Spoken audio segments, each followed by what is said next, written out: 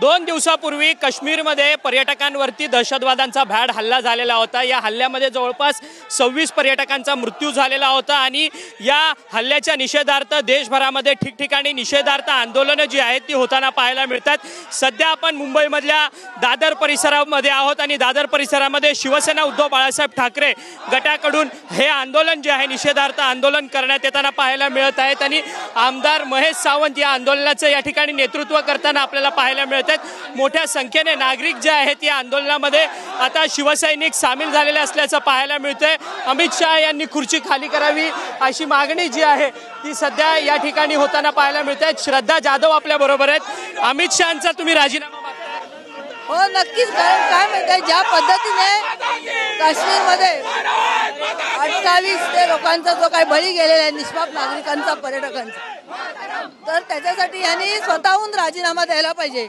गेले कित्येक वर्ष आजही आपण दहशतवाद मोडून काढू शकला नाही आणि म्हणून त्याची नैतिक जबाबदारी घेऊन अमित शहानी राजीनामा द्यायला पाहिजे देशाचे गृहमंत्री म्हणून। खरं तर अमित शहांचा राजीनामा शिवसैनिकांकडून या ठिकाणी मागितला जातोय। आमदार महेश सावंत आपल्या महेश सावंत यांच्याशी पण आपण संवाद साधणार आहोत। महेश सावंत या ठिकाणी आपल्या बरोबर आहेत, आपण त्यांच्या बरोबर बोलणार आहोत। खरं तर महेश सावंत या आंदोलनाचं नेतृत्व करतात। महेश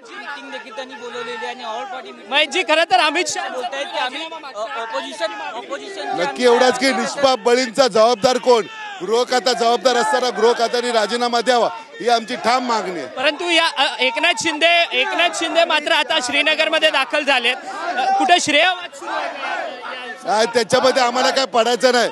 सरकारने ते आपला बघावं, कोण श्रेय घेतोय कोण नाही घेतो त्याच्यामध्ये आम्ही पडणार नाही। खरं तर धन्यवाद। आपण सुरक्षा पाहिजे बस। खरं तर लोकांची सुरक्षा अतिशय महत्त्वाची आहे असं मत जे आहे या ठिकाणी आमदार महेश सावंत यांनी आपल्याशी बोलताना व्यक्त केलं। आपण पाहू शकतो की आंदोलन मात्र या ठिकाणी मोठ्या प्रमाणात आहेत आणि लोक देखील आपण पाहू शकतो की या ठिकाणी शिवसेना ठाकरे गटाचे शिवसैनिक जे आहेत ते मोठ्या प्रमाणात या आंदोलनामध्ये उतरलेलं असल्याचं आपल्याला पाहायला मिळतं। व्हिडिओ जर्नलिस्ट चरण मार्गमसह अक्षय मंकणी, TV9 मराठी, मुंबई।